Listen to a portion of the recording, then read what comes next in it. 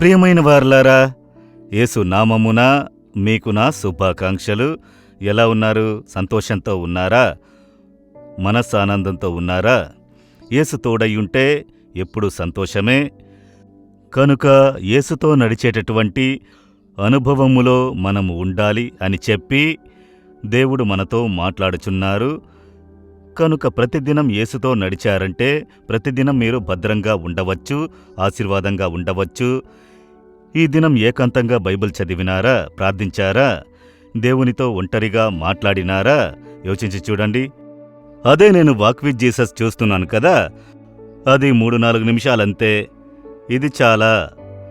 దేవుని పాదముల యొద్ద వేకువనే కనీసం గంటసేపు సమయమివ్వండి దేవుడికి.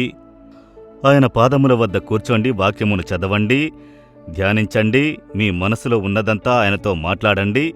ఉదయమునే సమయమును దేవునికి ఇచ్చారంటే ఆ రోజంతా దేవుని ప్రసన్నత మీకు తోడుగా ఉండడం మీరు గ్రహించగలరు. ఆయన ప్రసన్నతను పోగొట్టుకోకూడదు, సరేనా? ఈ ఆశీర్వాదమును కొందరు కోల్పోతారు. బాగా ఆశీర్వదించబడి ఉంటారు, హఠాత్తుగా చూడండి అన్నీ పోతాయి. చూశారా అలా? నేను చూసి ఉన్నాను. 20-30 సంవత్సరాలు సంపాదించి చేర్చి పెడతారు. హఠాత్తుగా ఒక వ్యాధి వచ్చును. ఒక్క వారంలో వారు సంపాదించి పెట్టిన లక్షలాది డబ్బు హాస్పిటల్కి పోతుంది, ముగిసిపోయింది. ఒకే రోజు ఒక నష్టం కలిగిందంటే లక్షలాది డబ్బు పోతుంది. ఈ విధముగా ఆశీర్వాదములను పోగొట్టుకుని పరితపించు వారిని నేను చూశాను.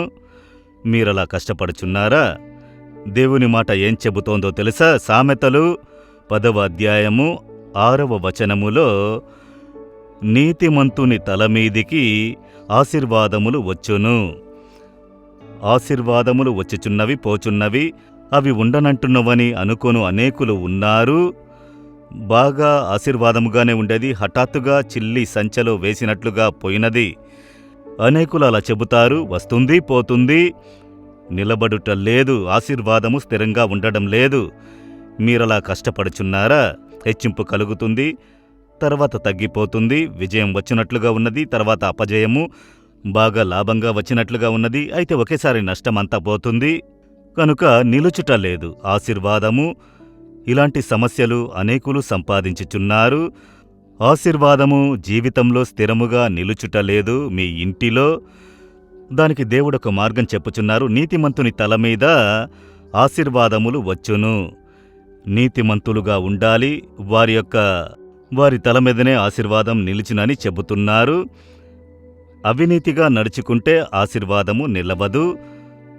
అవినీతితో కూడిన వరుమానము, అనీతితో కూడిన చేష్టలు, అనీతితో కార్యములు చేయుట, అప్పుడు న్యాయము తప్పిపోవుట, అది ఆశీర్వాదమును బాధించును. ఎందుకు? దేవుడు నీతి కలిగినవాడు. ఆయన నీతి కలిగిన దేవుడని, నీతి కలిగిన న్యాయాధిపతని వేదములో చెప్పబడియున్నది. కనుక ఆయన మన దగ్గర ఏం చూస్తున్నారు? మీరు నీతిమంతులై ఉండాలి, అవినీతితో కూడిన కార్యములు చెయ్యకూడదు అని దేవుడు చెప్పుచున్నారు.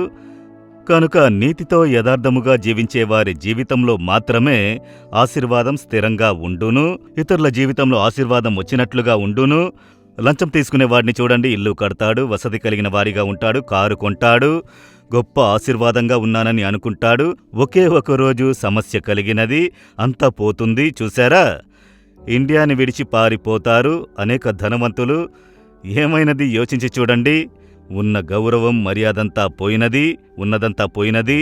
విదేశాలకు వెళ్లి ఇండియాకి రాలేక భయంతో ఉన్నారు. వారి ఆస్తులన్నీ న్యాయస్థానము వేలము వేసినది.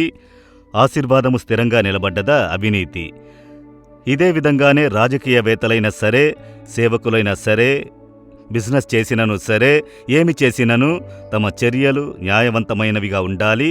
న్యాయవంతుడైన దేవుడు అన్నిటినీ గమనించుచుంటారు. కనుక ఈ దినము మీ జీవితంలో న్యాయముగా నడుచుటకు మిమ్మల్ని సమర్పించుకోండి.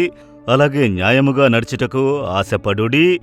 న్యాయముగా నడుచుకొనుటకు దేవా సహాయము చేయుడని అడగండి. ఈ లోకంలో ఎక్కడండి న్యాయంతో నడుచుకొనుట? నా పై అధికారులు న్యాయంతో నడుచుకొనుటకు విడిచిపెట్టడం లేదు. పరిస్థితులు న్యాయంతో నడుచుటకు విడిచిపెట్టడం లేదు. ఏం చెయ్యాలి? మీ మనసులో న్యాయంతో నడుచుకోవాలని ఆశపడుచున్నారు కదా, సమర్పించుకోండి, అది చాలు. పరిస్థితులు కొన్ని సందర్భాలలో మనకు అవి బాధింపుగా మారినను దేవుడు మీ హృదయమును చూచి మిమ్ములను హెచ్చించును, ఘనపరచును, శీఘ్రముగా బయటకు తెచ్చును.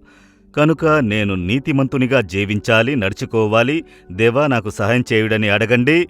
మీ జీవితంలో ఆశీర్వాదం స్థిరంగా నిలబడును. ప్రార్థించదమా? దేవా, నేను న్యాయంతో నడుచుకోవాలి. నేనేం చేసినను అది న్యాయం కలిగినదిగా ఉండాలి. మీ వల్లే నేను న్యాయంతో నడుచుటకు నన్ను సమర్పించుకుంటున్నాను. నాకు సహాయం చెయ్యండి, కృపను అనుగ్రహించండి. అన్యాయముగా నేను ఏ కార్యము చెయ్యకుండా కాపాడుడి.